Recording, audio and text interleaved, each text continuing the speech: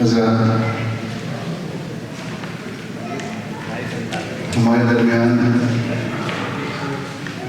ایک ایسا ستارہ ہے جو ہر بز میں نظر آتا ہے، جس کی مقبولیت ہر بز میں دکھائی دیتی ہے۔ وہ ایک آزاد ستارہ ہے۔ میری مراد ڈاکٹر اختر آزاد صاحب سے ہے کہ آپ یہاں تشریف لائیں اور صاحب کتاب کے بارے میں اور کتاب کے بارے میں روشنی ڈالیں۔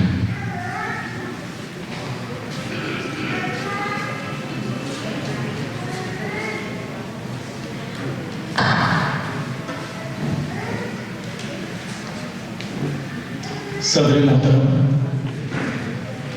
اسلم بدر صاحب، مہمان خصوصی ڈاکٹر محمد زکریا صاحب، ہمارے دوست حسن امام ملک صاحب، احمد بدر صاحب، ذکی اختر صاحب، کراچی کالج کے پرنسپل ریاض صاحب اور خواتین حضرات، آج کا یہ دن یقیناً خوشی کا باعث ہے کہ ہم سب یہاں موجود ہیں۔ کتاب کی رہنمائی اور رہنمائی کے بعد آپ کے سامنے میں موجود ہوں۔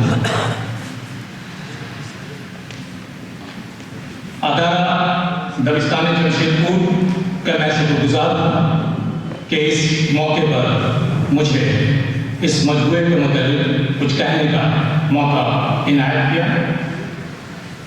گوہر عزیز نے جب مجھے اپنے اولین شعری مجموعے کے متعلق کچھ لکھنے کے لیے کہا تو مجھے لگا کہ وہ امتحان کار کی دو-دھاری شعری تلوار سے ہلاک کرنے والے ہیں، کیوں کہ میں کہا نثر کا آدمی، فکشن تنقید پر میں نے بہت کچھ لکھا ہے لیکن شاعری پر کم گنتی پر مضامین سیمیناری فرمائش کی پیداوار ہیں۔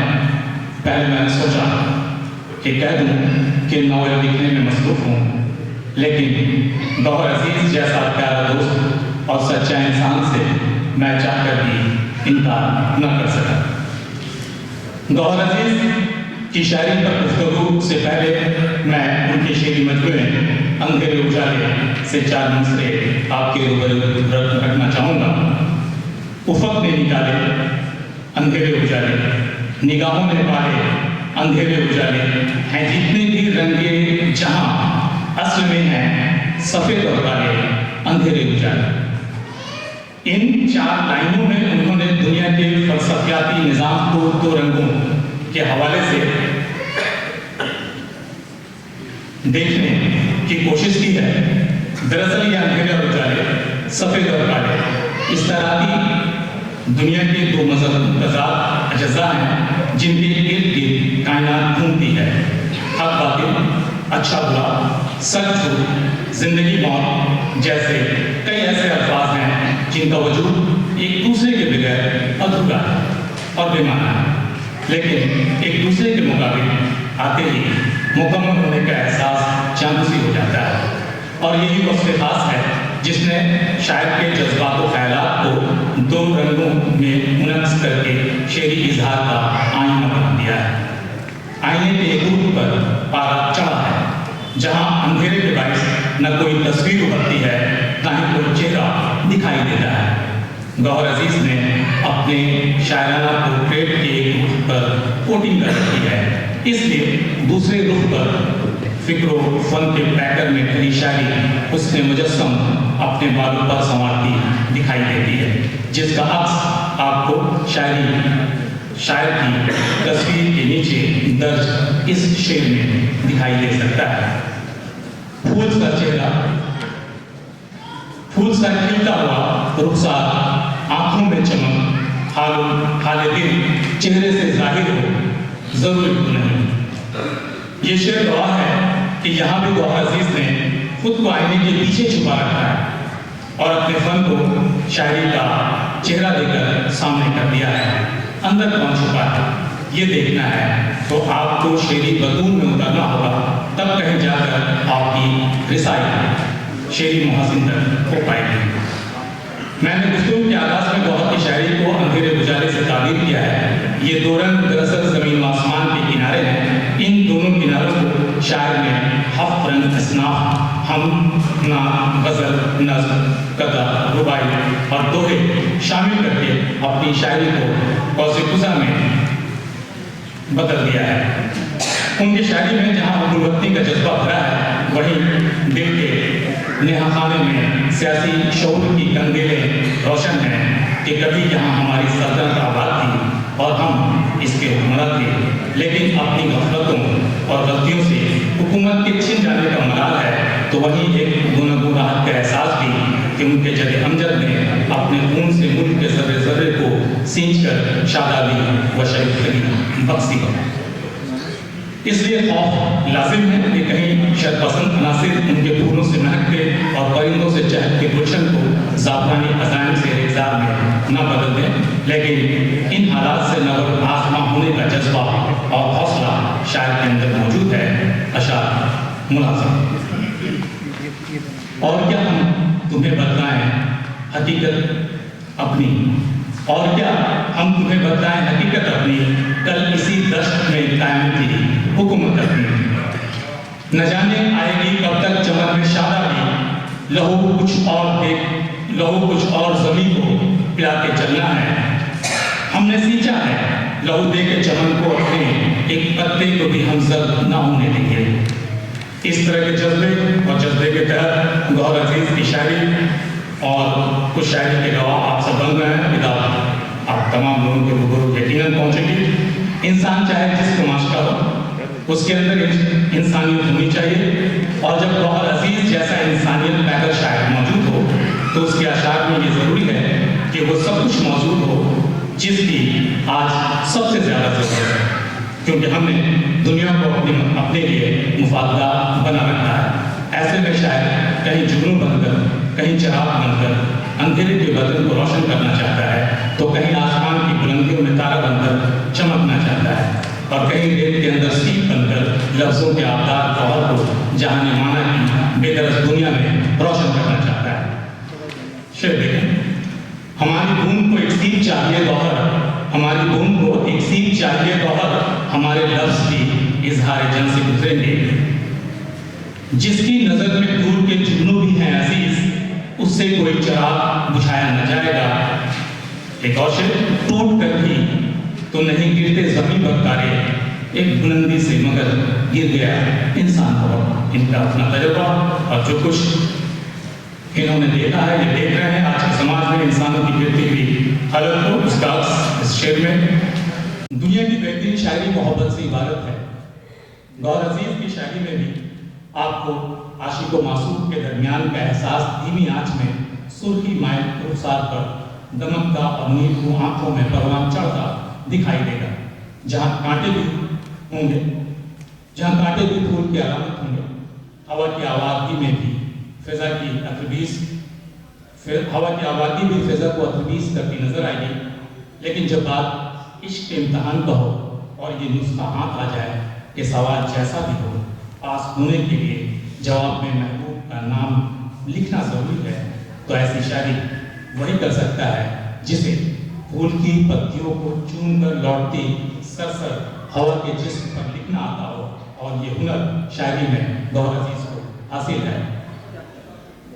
میرے باغ کی خوشبو ہر طرف پھیلا گئی، جو بات میں کہہ رہا تھا اس کا آپ یہاں دیکھ سکتے ہیں ان کے اشعار میں۔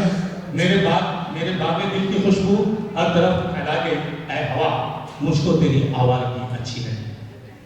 پھول تو پھول ہیں کانٹے بھی سنور جائیں گے، پھول تو پھول ہیں کانٹے بھی سنور جائیں گے، ہم انہیں پیار سے زلفوں میں سجا کر، تم انہیں پیار سے زلفوں میں سجا کر دیکھو، ہم نے تو بس پڑھا تھا تیرے عشق کا سبق، جب امتحان ہوا تو تیرا نام لکھ دیا ہے۔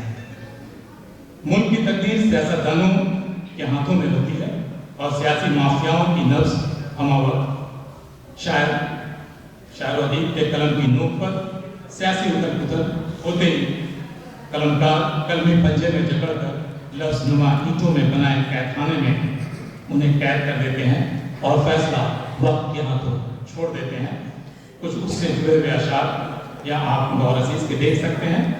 अब देखना है वक्त क्या करता है फैसला, अब देखना है वक्त क्या करता है फैसला, मुझसे भी गिरफ्त में कातिल के साथ साथ। शरीफों की तिजारत पिट गई बाजार में गौर, रसीलों से चलो मिलकर कोई व्यापार करते हैं। जमाने की फिजा ऐसी नहीं थी, मुखालिफ की हवा ऐसी नहीं थी, लगाकर जख्म फिर मरहम लगाना मोहब्बत की अदा ऐसी नहीं थी। मोहब्बत और उससे जुड़ी हुई अदा और सियासत, ये सारी चीज़ें इनके अशार में बखूबी आपको एक दूसरे के साथ चलते हुए दिखाई देंगे। जिंदगी में कामयाबी की असल शय है अज़्म हिम्मत। इसके सहारे इंसान ने ज़मीन से आसमान तक का सफ़र को आसान बना दिया। ऐसी ऐसी तरक्की हुई जिनकी सीढ़ियों पर चढ़कर चांद सितारों पर कमंदें डाली गई। गौर अजीज की शायरी में अज़्म भी है और हौसला भी, कुछ कर गुजरने का जज्बा भी है, जो आवाज़ को दबा देने के बावजूद सूरज की तमाज़त में झुलस जाने का हुनर और वक्त से आंखें मिलाने का फन रखता है। अशार देखें, ज़बान काट ली हालात ने तो क्या गौहर, ज़बान काट ली हालात ने तो क्या गौहर, हर एक सवाल का है तो जवाब आंखों में, अभी तो दौड़ के जुनून पकड़ लेते हैं हाथों में, ये बच्चे तोड़ लाएंगे सितारों को जवां होकर। कई और मज़ामीन भी इनके यहाँ हैं। माँ से खूबसूरत दुनिया में कोई और लफ्ज़ नहीं। माँ कायनात का वो हसीन तोहफा है जो औलादों को बिन मांगे मिल जाता है। माँ की अहमियत वही बता सकता है जिसने कम उम्र में माँ जैसी हसीन नेमत को खोया है। माँ बच्चों के लिए तपती धूप में साहिबान का काम करती हैं। उनकी दुआएं होठों पर आने से पहले दिल के रास्ते बारगाह इलाही में पहुंच जाती हैं।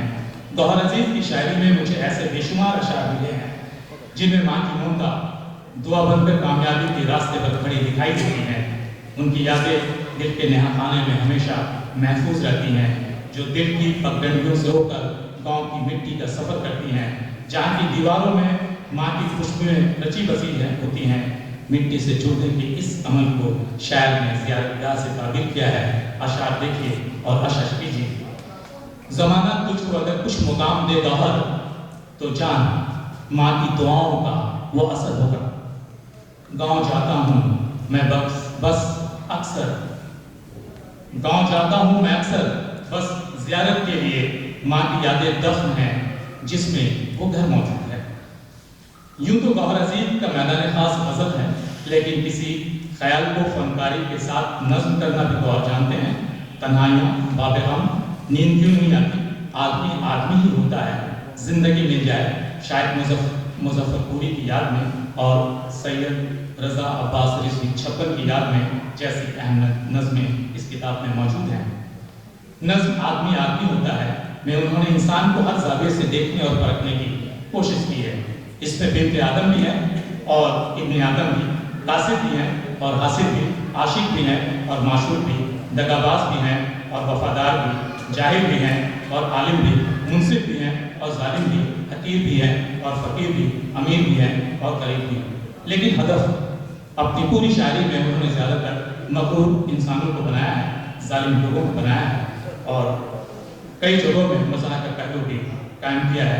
हिकायत भरी नज़रों से उन्होंने देखा भी है, लेकिन उनका शुमार इसके बावजूद उनके हिसाब से कि हम आदमी नहीं करते हैं, जबकि ऐसे लोग इंसानियत के दुश्मन होते हैं और वो इंसान कहलाने के हकदार नहीं होते।